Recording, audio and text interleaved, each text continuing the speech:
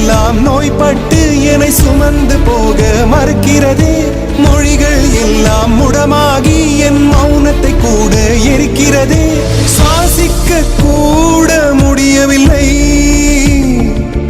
என்னை வாசிக்க மண்ணில் எவருமில்லை.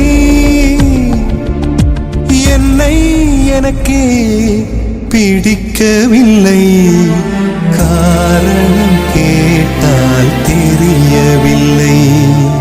நினைவுகள் நெஞ்சினில் புதைந்ததினால் நெருப்பால் எந்த நெஞ்சை சுடுகின்றேன். உன் உருவம் கண்களிலே பதிந்ததினால்